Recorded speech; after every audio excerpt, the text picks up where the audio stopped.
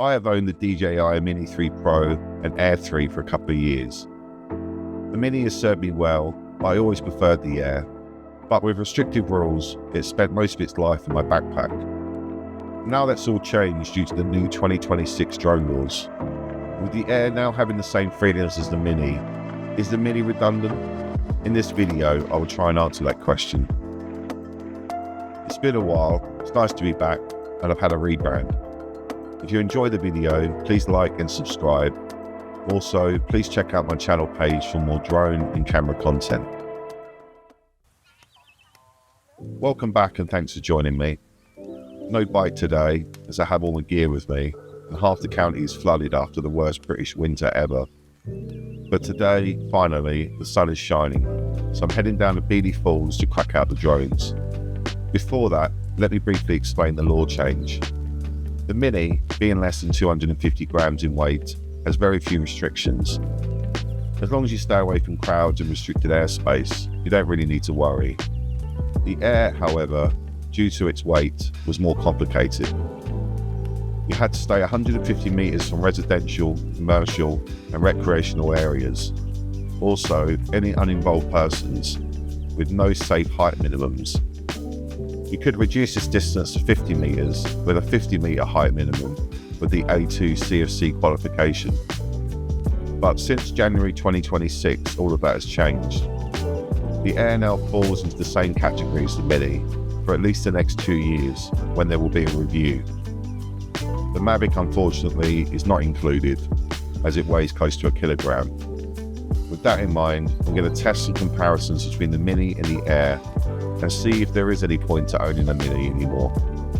On a side note, if you've never been to Beely Falls and you live in Essex or the surrounding counties, I highly recommend you pay it a visit. Firstly, let's look at visible line of sight, or VLOS. Now, I'm getting old, so you might be able to add a few meters to my results. Let's try the Mini 3 Pro first.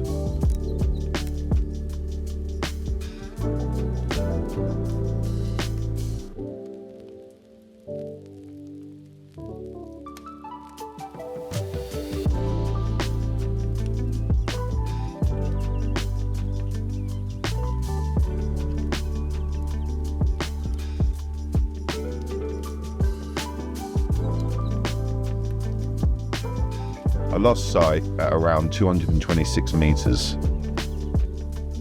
Now let's try the same with the Air 3.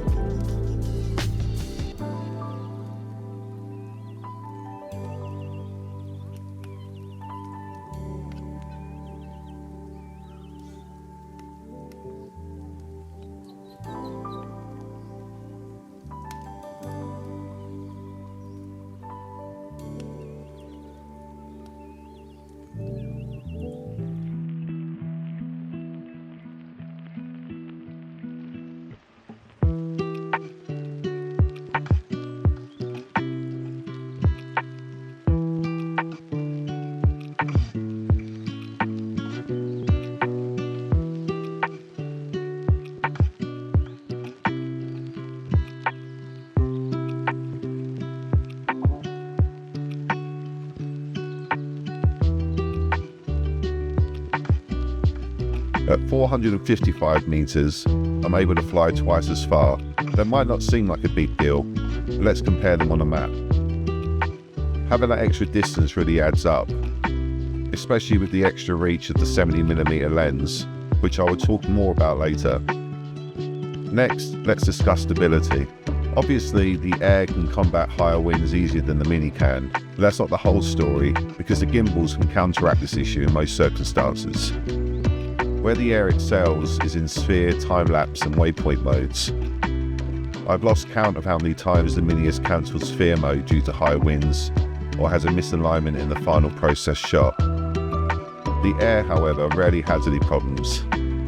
As for time-lapse and waypoint modes, you need as much accuracy as you can. The Air is just so much more stable that it is always my go-to. Here are some examples.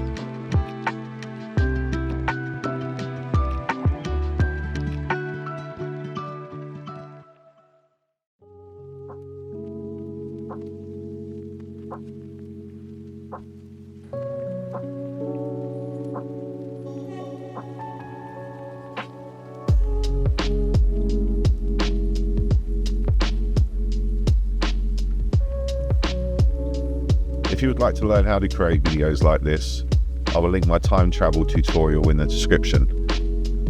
Finally, let's discuss my favourite feature of the Air 3, the telephoto lens. It can be helpful if you can't get as close as you would like to, like in this example where the waterfall was causing a vortex of wind.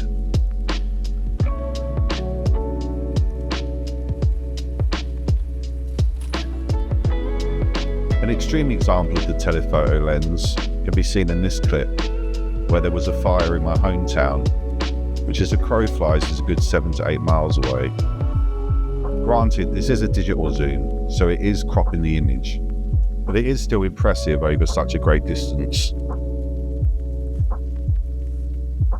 Or in these two photos that were taken from the exact same location. But there's something much more useful, which is compression. In case you aren't familiar, compression is where the background is pulled closer to the foreground. This clip is a perfect example.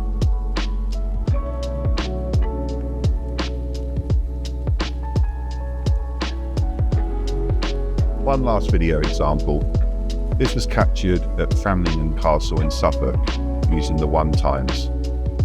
If we compare that to flying in the opposite direction 3x, you can see that compression that I mentioned, and I think it looks a lot more cinematic.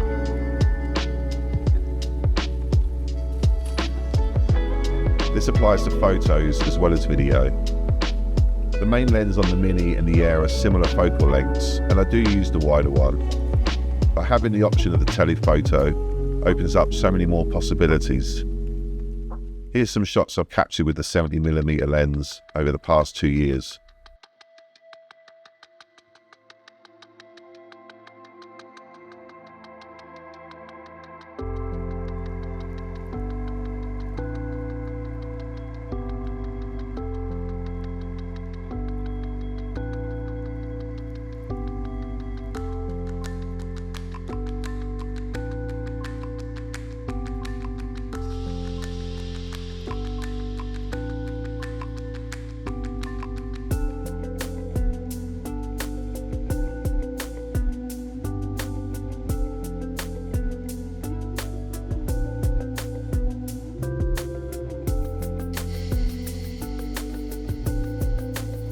There are a few extra advantages I will quickly mention. The max speed on the Air is 47 miles per hour, which is faster than it sounds. This, combined with a larger battery, means you can fly further and faster. Sometimes I would capture what I want and decide to fully drain the battery before I land, and even now I'm surprised how long it lasts. So is there any reason to still own a Mini, except for cost savings? There is one big feature I haven't touched on yet. Vertical shooting. The Air gimbal unfortunately cannot rotate 90 degrees. Not such a big issue with vertical photographs, and there are ways around this. Once again, link in the description. But if you need to shoot vertical videos, the Mini is still worth owning. The Mavic 4 can rotate, but as I mentioned, they are highly restricted due to basically flying a bag of sugar through the air. There is one other aspect of the Air 3 I wanted to include in this video, but I've decided to save it until next time. You may have noticed a little sneak peek earlier. I would say the Mini did help me get used to flying, and I won't sell it because, to be honest, I'm quite attached to it. But if I was investing for the first time again, I would go straight to the Air series, even if it meant getting a second-hand model to save cash. Did I miss anything? Am I wrong? It would be the first time. Let me know in the comments. If you're still watching, where is your favourite place to fly? Thanks again for watching, and I'll catch you on the next one.